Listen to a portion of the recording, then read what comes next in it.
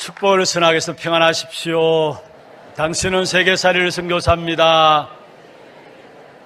오늘 부활절 예배입니다. 또 함께 성찬 예식이 진행되어집니다. 우리 인사하십시다. 부활의 생명이 우리 가운데 있습니다. 이게 보통 인사 아니에요. 진짜 부활의 생명이 우리 안에 있다면은 우리는 모든 것 다 할 수 있는 것입니다. 이 축복을 오늘 또 누리게 되기를 주의 이름으로 축원합니다. 부활의 주님께서 성령으로 지금 우리 가운데 충만함을 주사 우리의 모든 연약한 부분들이 치유되어지는 그런 축복의 시간들 되기를 다시 한 번 더 주의 이름으로 축원합니다. 평강이 있을지어다, 평강이 있을지어다 제목으로 함께 말씀의 은혜를 나누고자 합니다. 하나님은 구원 사역을 잠시도 쉬지 않고 진행해 나가십니다. 우리가 살고 있는 이 장소, 이 시간까지도 하나님은 구원의 사역의 현장으로 우리를 인도해 나가시는 것입니다. 그래서 하나님이 처음부터 혼돈과 흑암과 공허함에 빠졌을 때에 창세기 1장 2절이죠. 거기에 하나님께서 빛이 있으라 하시매 빛이 있었더라 말씀했습니다. 창세기 1장 3절에 나오는 여기에 나오는 빛은 해와 달에 나오는 그런 빛이 아닙니다. 생명의 빛을 말씀하고 있는 것입니다. 사람이 하나님을 함께함으로 누리는 것이 생명의 역사인데 이 하나님 함께 하시는 사실을 놓쳐버림으로 말미암아 이 생명의 역사들이 단절되었는데 그때 하나님 또 주신 약속이 창세기 3장 15절에 여자의 후손이 뱀의 머리를 상하게 할 것이다 말씀을 주셨습니다. 그렇습니다. 지금까지도 하나님은 이 구원의 역사를 이루어 오셨고요, 지금 또 그 구원의 역사를 이루어 가시고 앞으로도 주님이 이 땅에 재림주로 오시는 그날까지 주님이 하시는 주 사역이 바로 구원의 역사인 것입니다. 특별히 구원의 역사 그 가장 중심에 있는 부분들이 있다면은 바로 예수 그리스도의 죽으심과 부활인 것입니다. 그래서 기독교는 부활의 종교란 말씀하고 있죠. 기독교의 가장 핵심이 있다면은, 복음의 가장 핵심이 있다면은 예수 그리스도의 십자가의 죽으심과 죽음으로 끝난 것이 아니라 그 죽음의 문제를 해결했다라는 그 증거로 부활하신 것입니다. 특별히 무엇보다도 이 부활의 축복, 바로 그리스도로 말하면 이루어진 부활의 축복은 이미 하나님께서 말씀하신 그 예언에 대한 성취요 완성인 것입니다. 그리고 이 부활은 그리스도의 최고의 증거가 바로 부활인 것입니다. 그래서 부활하신 그리스도 은혜로 우리는 거듭남을 얻었습니다. 그리고 부활하신 그리스도 그 이름으로 우리는 응답을 받습니다. 그리고 부활하신 그리스도의 그 능력으로 치유함을 받게 되고요, 부활하신 그리스도 그 축복으로 참된 정인의 축복을 누리게 되어 있는 것입니다. 오늘 이 한날 부활절 예배를 통해서 사실은 날과 절기가 중요한 것이 아니고요, 그 날과 절기의 주인공은 바로 그리스도라는 사실입니다. 그리고 성례 예식도 마찬가지입니다. 성찬 예식을 통해서 우리가 죄와 함께 죽었고 그리스도 새 생명 가운데 살아났음을 확인케 되어지는 시간들인데, 그러면 성찬 예식과 함께 부활절은 하나님께서 우리에게 원하시는 부분이 무엇이냐면은 복음을 최고로 누리는 날이 되기를 원하시는 것입니다. 그래서 날들을 만들었고 절기를 만드는 겁니다. 복음을 최고로 누리는 날들이 되도록 하기 위해서. 진짜 우리가 복음을 최고로 알고 누리면은 우리는 부활절이 따로 있는 것이 아니라 매일의 부활절이고요, 성탄절이 따로 있는 것이 아니라 매일이 성탄절이고요, 진짜 복음을 알고만 있는 것이 아니라 제대로 누리면은 추수감사절이 따로 있는 것이 아니라 매일이 추수감사절이 되게 되어 있습니다.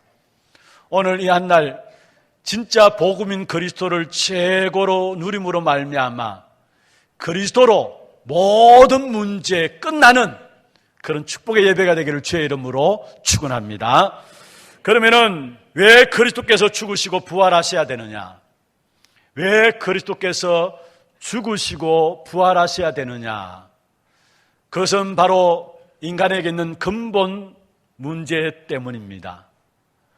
그냥 단순한 근본 문제가 아니라 절대적인 문제입니다. 바로 근본 문제입니다. 우리 인간은 하나님의 형상 따라 지음받았기 때문에 하나님과 함께 살도록 창조되었습니다. 하나님을 떠나면은 망하는 것입니다. 그래서 성경에 보면은 선악을 알게 하는 나무의 실과를 따먹지 말라, 먹는 날에는 정령 죽으리라 말씀하셨죠. 이 말씀은 무슨 말입니까?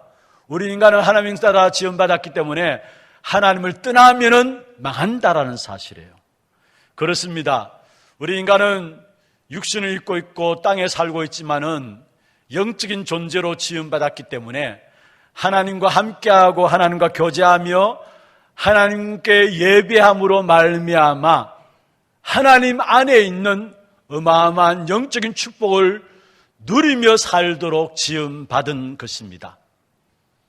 그런데 이 하나님을 떠난다. 사실은 우리 인간에게 가장 큰 죄가 있다면 죄에 대해서 이야기한다면 여러 가지 이야기를 할 수 있겠죠. 그러나 우리 인간에게 가장 큰 죄가 있다면 다른 것이 아닙니다. 하나님을 떠난 것이 바로 가장 큰 죄입니다. 그런데 우리 인간이 가장 큰 죄인 하나님을 떠난 죄 가운데 빠지게 되었어요. 왜냐? 인간 창조 이전에 있었던 악한 사단의 존재로 말미암아 창세기 1장 2절에 나타나셨고요, 계시록 12장 7절에서 9절에 이미 나타나 있는 천사가 타락해서 사단 마귀가 되었는데 그 악한 사단으로 말미암아 결국 인간은 하나님을 떠나버리게 된 것입니다. 하나님을 떠난 범죄 이후로 이 땅에는 지금까지 창세기 3장 현장에 우리가 살고 있는 것입니다. 그래서 날마다 우리에게 수고와 고생과 고통이 계속되어지고 있는 것입니다. 그리고 사단이 이 세상을 모르도록 육신과 경제를 가지고 파고들었는데 그게 바로 창세기 6장 사건입니다. 그리고 거짓된 성공, 잘못된 성공을 가지고 우리 인간을 속이는데 그게 바로 창세기 11장에 나오는 바벨탑인 것입니다. 여러분, 인류의 역사를 한번 보십시오. 계속 쌓고 무너지고 쌓고 또 무너지고 또 쌓고 무너지고 모든 사람이 성공을 위해서 뭔가 쌓는데 결국은 무너지는 것이 바로 이 땅의 모든 삶입니다. 지금 지구상에 가장 많이 떠도는 말들이 있습니다. 바로 네가 하나님이다라는 겁니다. 나를 내세우는 것, 너가 중요하다라는 겁니다. 이게 사단의 말이에요. 창세기 3장 5절에 사단이 아담 하와에게 와서 네가 하나님처럼 되리라 속였잖아요. 이게 악한 사단이면 이게 지금 지구상에 가장 많이 떠도는 말입니다. 그런데 하나님처럼 되는 줄 알았는데 그만 네피림이 되어버린 겁니다. 다시 말하면 완전히 사단 충만한 우상 숭배 가운데 빠지게 된 것입니다. 그런 가운데 인간은 뭔가 모르게 성공을 위해서 다림질칩니다. 무너지고 있음에도 불구하고 계속적으로 달려갑니다. 성공하기 위해서. 그러나 계속해서 무너지고 있습니다. 그게 바로 이 땅의 삶입니다. 그래서 세상의 흐름은요, 창세기 3장과 6장과 11장의 흐름 속에 있습니다. 이 속에 우리 개인이 있고, 이 속에 우리의 가정이 있고, 이 속에 우리의 자녀들이 있고, 이 속에 우리의 산업이 있습니다. 그래서 왜 내가 이런가? 왜 내게 이런 문제가 일어나는가? 아니, 우리 가문은 왜 이럴까? 바로 창세기 3장과 6장과 11장의 그 흐름 속에 있기 때문에 그런 것입니다. 그리고 악한 사단이 거기에 끝나는 게 아니고요, 우리 인간을 속임으로 말미암아 문화를 가지고 파고드는데 모두가 마귀를 섬기도록, 사도행전 13장, 16장, 19장이죠. 모두가 마귀를 씁니다. 그들에서 마귀에게 노예되고 포로되고 속국되어져 있는 겁니다. 그리고 개인은 어떻습니까? 믿는 사람들은 운명이라는 단어를 쓰지 않습니다만은 6가지 운명의 쇠고랑에 사람들을 채워가지고 영원한 멸망 가운데로 끌고 가고 있는 것입니다. 누가 그렇게 합니까? 바로 악한 사단이 그렇게 하는 것입니다. 이것이 인간에게 있게 된 영원한 절대적인 저주요, 절대적인 문제인 것입니다. 왜 절대적인 저주요, 절대적인 문제라고 이야기하느냐? 절대라는 말을 왜 붙였느냐? 아무도 여기서 빠져나올 수 없기 때문에 절대라는 말을 붙인 것입니다. 그래서 하나님이 우리에게 이 문제를, 인간으로는 안 되기 때문에 이 문제를 해결하시기 위해서 모든 문제 해결할 메시아를 보내시겠다. 모든 문제 해결할 그리스도를 보내시겠다. 여기에 대한 약속이 성경 전체의 약속입니다. 그래서 메시아 그리스도에 대한 탄생과 고난당하시고 죽으심과 죽음에 대한 부분들과 그리고 부활과 성천과 다시 재림지로 오시는 재림에 대한 사건들, 이게 이 성경 전체에 약속하고 있는 것이고 예언하신 것입니다. 그런데 그 약속과 예언대로 이 땅에 오신 분이 있는데 그분이 바로 그리스도이신 예수님이십니다. 그리스도이신 예수님이 이 땅에 오셔서 우리 위해 십자가에 죽으시고 죽으심으로 끝난 것이 아니라 다시 부활하심으로 살아나심으로 말미암아 우리 인생의 모든 문제를 해결하셨는데, 예수 그리스도께서 죽으시고 부활하신 사건은 예언에 대한 성취인 것입니다. 이미 약속하셨어요. 그래서 성경의 고린도전서 15장 3절 4절에 보면 이렇게 말씀하고 있습니다. 내가 받은 것을 먼저 너희에게 전하였노니 이는 성경대로 그리스도께서 우리 죄를 위하여 죽으시고 장사 지낸 바 되셨다가 성경대로 사흘 만에 다시 살아나사. 그리스도의 죽으심과 다시 살아나신 사건은 성경대로 되어졌다라는 거예요. 예언의 약속이 성취되었다는 사실을 우리에게 말씀하고 있는 것이죠. 그냥 단순히 예언이 성취되었다, 그 정도 끝난 것이 아닙니다. 역사적으로도 증명하고 있습니다. 여러분, 오늘 우리가 교동문 할 때 읽었습니다마는 고린도전서 15장에 5절부터 6절, 7절 쭉 보시면은 부활하신 주님께서 먼저 나타났는데 게바에게 보이시고, 그리고 또 12 제자에게와 동시에 500여 형제들에게 보이셨다 말씀했습니다. 그리고 또한 야고보에게 보이시고 만삭되지 못한 나에게도, 바울에게도 부활한 주님이 나타나셨다 말씀하고 있습니다. 역사적으로 증거된 것입니다. 사도행전 2장에 보면은 베드로가 설교하는 부분들이 나옵니다. 그 베드로의 설교의 가장 핵심은 뭐냐? 예수가 바로 그리스도시다. 그리스도란 증거로 하나님이 그를 다시 살리셨다, 부활하셨다는 사실, 예수 그리스도께서 부활하셨다, 그게 베드로의 설교의 핵심입니다.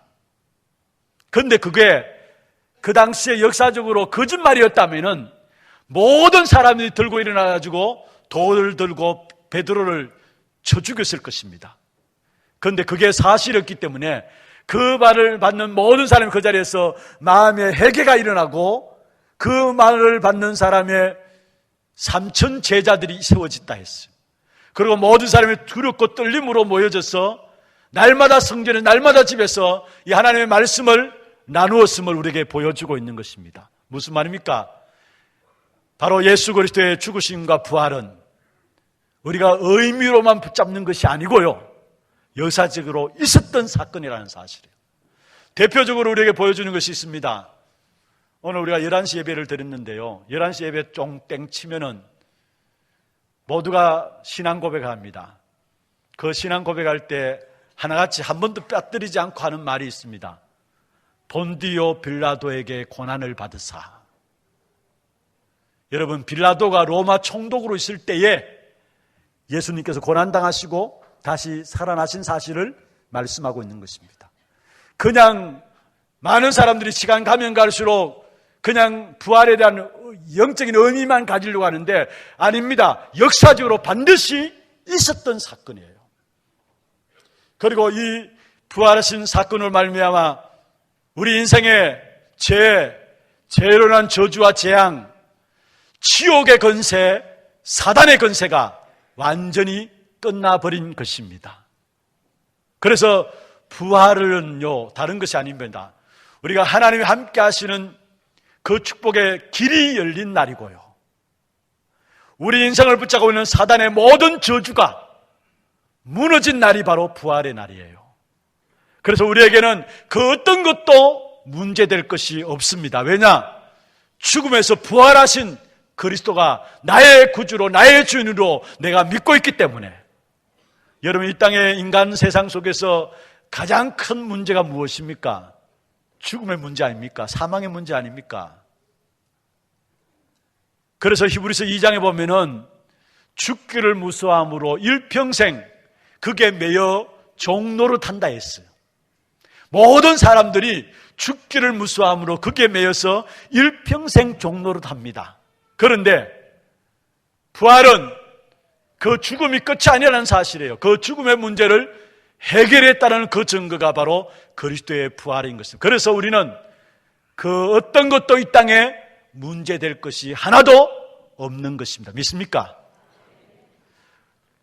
그리스도란 최고의 증거로 주님께서 부활하셨는데 부활하신 그분은 바로 영광스러운 몸으로 변화되어서 만국을 다스리는 권세를 가지시고 지금 우리와 함께 하고 계시는 것입니다. 바울이 빌립보 3장 21절에 보면 이렇게 말씀하고 있습니다. 그는 만물을 자기에게 복종하게 하실 수 있는 자다 이야기했어요. 그는 만물을 자기에게 복종하게 하실 수 있는 자다 했어요. 누구를 가지고 일컬어서 이런 말씀하셨냐? 바로 부활하신 예수 그리스도를 일컬어서 말씀하셨어요. 그렇습니다. 하나님이 그리스도를 죽음에서 부활시키시사 그 그리스도에게 만물을 다스릴 수 있는 권세를 지어줬어요. 하나님이 그리스도에게 만물을 다스릴 수 있는 그 권세를 맡기셨어요. 그 증거가 어디 있느냐? 마태복음 28장 18절에 보면 하늘과 땅의 모든 권세를 내게 주셨으니, 바로 하나님이 그리스도라는 증거로 예수님을 부활시키시사 그 예수님에게, 그리스도에게 만물을 다스릴 수 있는 그 어마어마한 권세를 주님께 맡기셨다라는 것. 그 부활하신 만물을 다스리시는 그 권세를 가진 주님이 지금 보좌에 계시면서 땅에 있는 하나님의 성도인 저와 여러분을 통해서 현장을 변화시킬 수 있도록 그 권세를 주시는 것입니다. 그래서 이 권세를 우리는 사용할 줄을 알아야 합니다. 많은 사람이 신앙생활 하면서도 만물을 다스릴 수 있는, 만물이 복종하는 그 어마어마한 그리스도, 그 이름의 비밀을 가지고 있으면서도 왜 자질하고, 왜 낙심하고, 왜 절망 가운데 빠져 있습니까? 내 안에 계신 그리스도, 하나님 만나는 길이 되시고 제 문제 해결하시고 사단의 운명에서 우리를 건져내시사 아예 우리 안에 만물을 다스리는 그 주님께서 나와 함께 하시는데, 이 사실을 깨닫지 못하고 누리지 못하니까 순간순간 우리는 절망에 빠지고 낙심에 빠지고 좌절에 빠지는 것입니다. 마치 오늘 본문에 보면요, 오늘 읽지는 않았습니다만은 부활하신 주님을 첫 목격한 사람이 있습니다. 누군 줄 아십니까? 막달라 마리아입니다. 이 막달라 마리아가 무덤에 처음 달려갔어요. 빈 무덤인 것을 보시면서 거기에 울고 있었습니다. 그때에 천사들이 이 막달라 마리아에게 나타나서서 여자여 어찌하여 우는가? 여자여 어찌하여 우는가? 가장 기쁨과 영광의 현장에 서 있는데, 그렇잖아요. 가장 기쁨과 영광의 현장에 서 있는데 그 사실을 알지 못하고 울고 있는 막달라 마리아. 어떤 면에서 오늘 우리의 모습이 이 모습이 아닌가 살펴봐야 합니다. 천지 만물을 창조하시고 만물을 다스리시는 그 엄청난 권세가 있으신 주님이 우리 안에 우리와 함께 하시는데, 이 권세를 사용하면 되는데 사용하지 못해가지고 순간순간 찰나찰나에 우리도 모르게 넘어지고 쓰러지고 좌절하고 실망하고 절망 가운데서 마치 마리아가 우는 것처럼 우리 자신들이 문제 앞에서 전혀 힘쓰지 못하고 살아가는 우리의 모습이 아닌가 살펴봐야 합니다. 여러분, 그리스도 만물을 다스리는 그 권세로 저와 여러분과 함께 하십니다. 그 권세를 사용하고 누리시길 바랍니다. 사도행전 3장 1절에서 12절에 보면은 나면서 못 걷게 된 자, 그것도 40년 동안이나, 그러니까 그가 살아갈 수 있는 방법을 찾는데 성전 미문에 앉아가지고 남이 던져주는 동전을 가지고 구걸하면서 살아갈 수 있는 방법을 택했어요. 그런데 거기에 베드로와 요한이 그 현장을 주목하여 보면서 은과 금은 내게 없거니와 내게 있는 것으로 내게 주노니 곧 나사렛 예수 그리스도 이름으로 일어나 걸으라. 손을 내밀고 일으키니 그가 일어나서 걷기도 하고 뛰기도 하고 하나님을 찬미했다 했습니다. 절대적인 운명 가운데 빠져나올 수 없었던 안전뱅이, 그리스도 그 이름으로 말미암아 운명의 문제가 해결된 이 엄청난 역사를 누린 사실을 보게 돼요.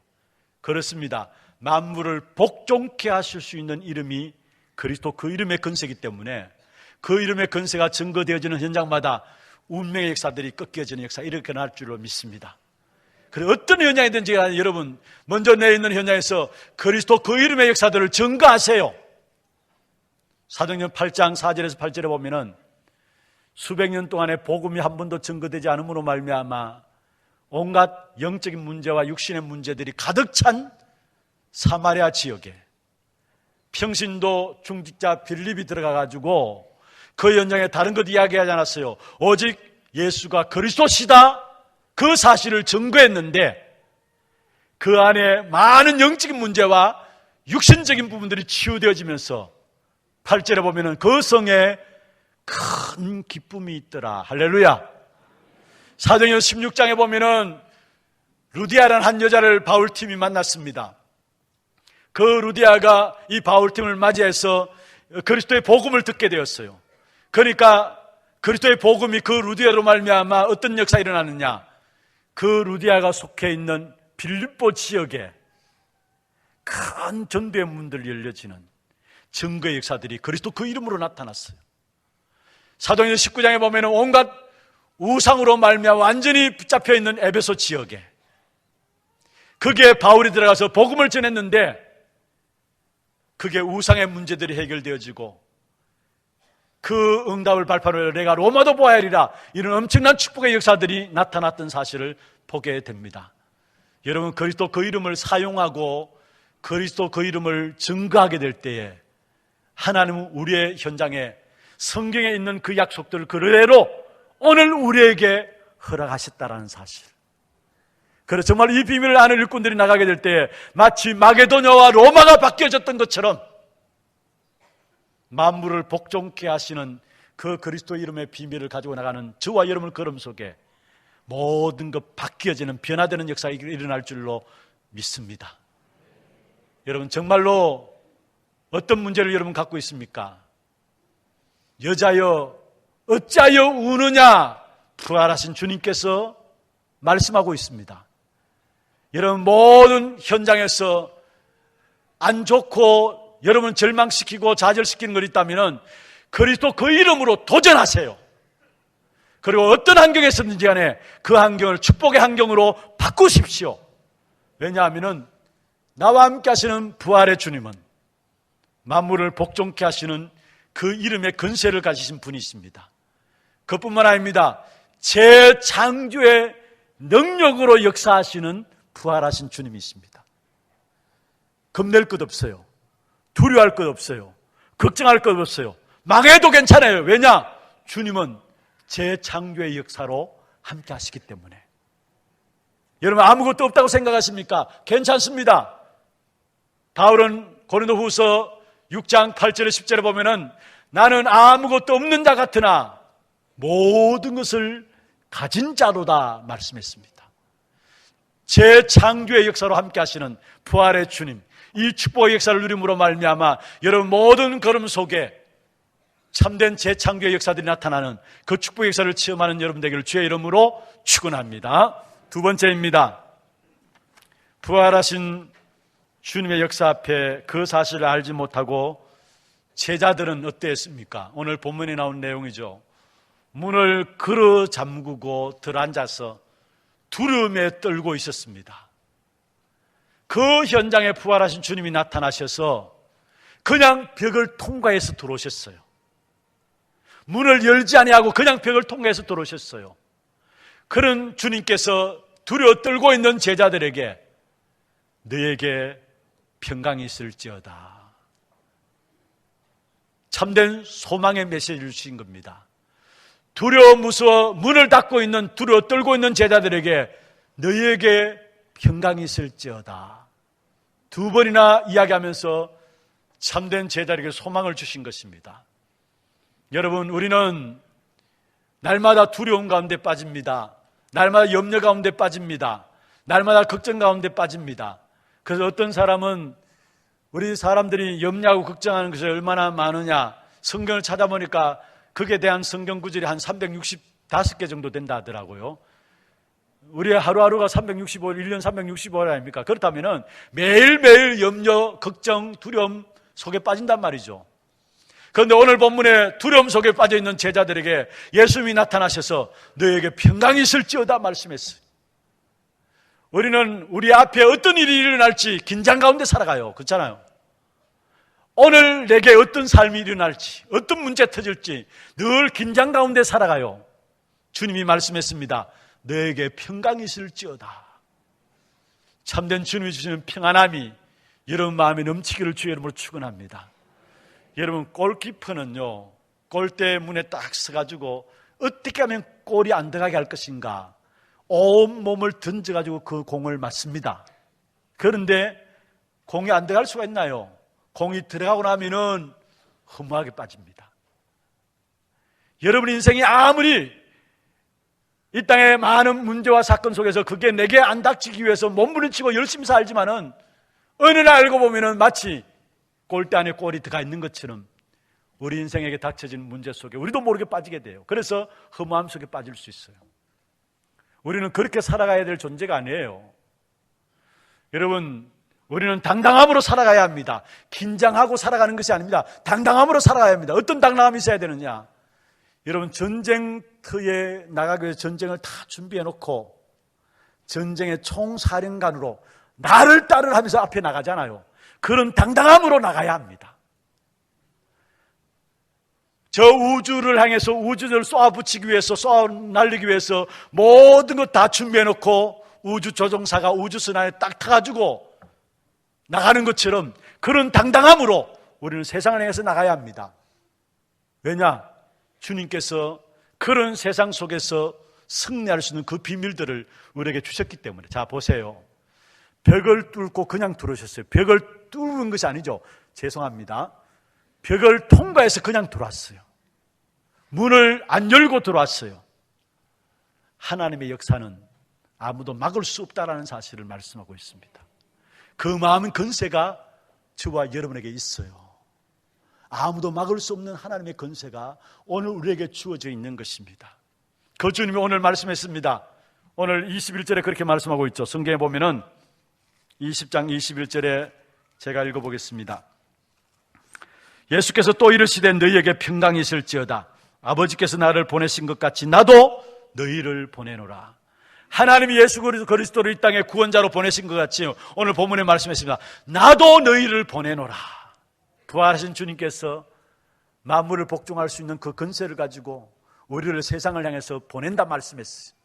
그렇습니다. 우리는 그리스도 그 어마어마한 건세를 가지고 세상 현장을 향해서 파송된 그리스도의 대사입니다.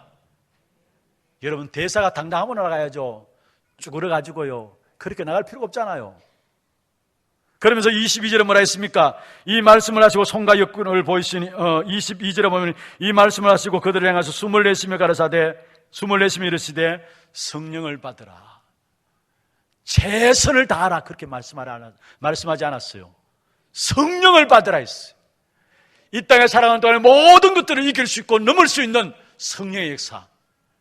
열심히 살아라 최선을 다하라 하지 않고 성령을 받으라 했어요. 그리고 마지막 23절에 보면 너희가 누구의 죄든지 사하면 사해질 것이고 누구의 죄든지 그대로 두면 그대로 있으리라. 무슨 말입니까? 정말로 누구든지 우리 때문에 사는 역사가 현장에 일어난다는 사실이에요. 말씀을 맺겠습니다. 부활은 주님께서 만드신 지구의 최고의 날입니다. 이 부활의 날에 날이 중요한 것이 아니라 그게 담고 있는 의미가 중요합니다. 부활하신 그리스도께서 만물을 복종케 할 수 있는 그 능력으로 지금 우리와 함께 하십니다.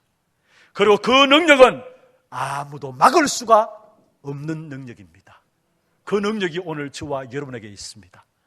이 축복 가운데 이 축복을 누림으로 말미암아 여러분 통해서 모든 현장에 부활의 축복이 넘쳐나기를 주의 이름으로 축원합니다.